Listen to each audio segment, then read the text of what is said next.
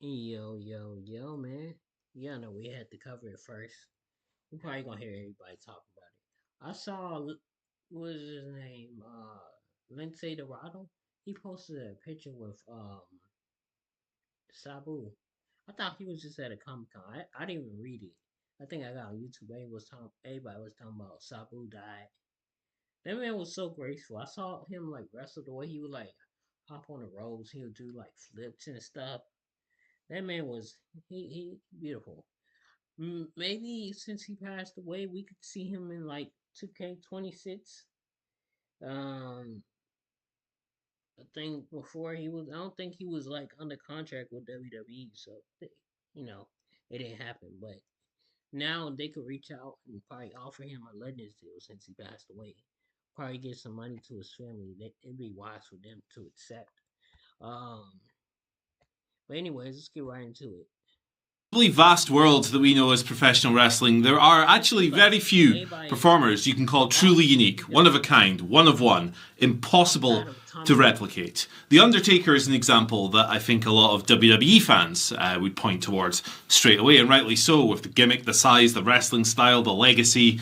He fits the bill to a T. The Rock is somebody, for completely different reasons, you could call unique, with that industry-leading level of charisma and his mannerisms and his quick wit that eventually ended up making him able to transcend the wrestling business and become the highest-paid star in Hollywood. Sting is another great example of his gimmick, his Crow-inspired gimmick and all the variations of that, or even Terry Funk for his jelly-legged selling, mannerisms and ability to do literally everything that makes a professional wrestler great.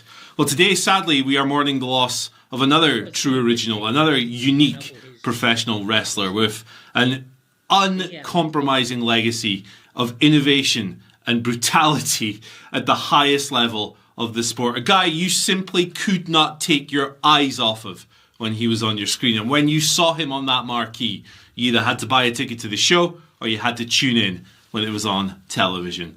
Unfortunately today, Sabu has passed away at just 60 years old. This report was broken by PW Insider a few short hours ago. Sabu is of course best known for his time in ECW, where he was at the very cusp of a revolution in professional wrestling. The entire ECW countercultural pro wrestling movement probably doesn't happen without a guy like Sabu on the roster, pushing the envelope, pushing the boundaries as far as they would go, until oftentimes they ended up breaking.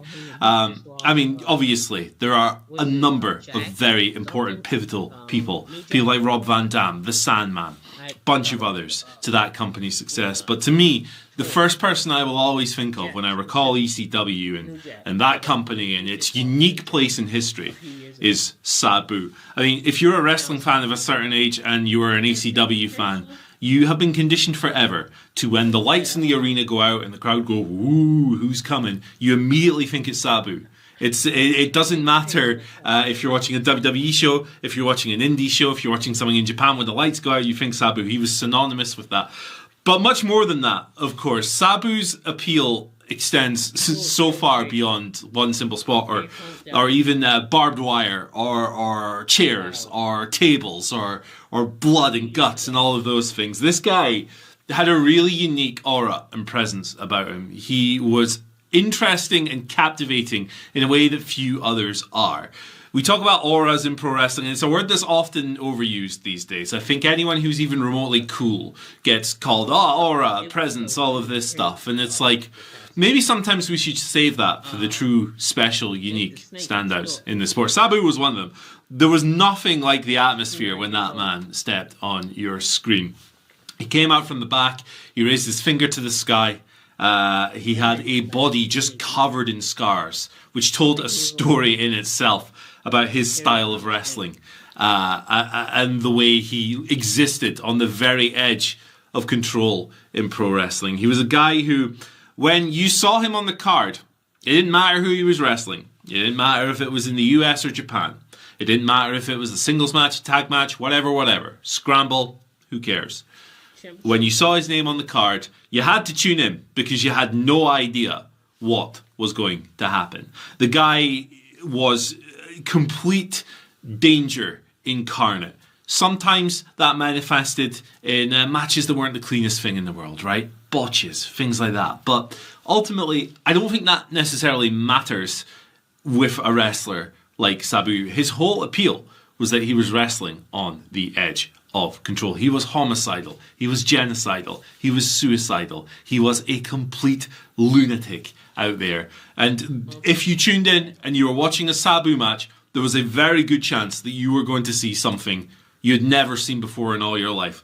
He was exciting and dangerous in just a totally captivating way, to where, like, we talk a lot about modern wrestling and maybe things feeling a little bit safe and sanitized, and it's easy to be jaded and think you've seen everything, and it's because of wrestlers like Sabu that keep people fans and keep the sport progressing and moving forward. Yes, he was primarily known.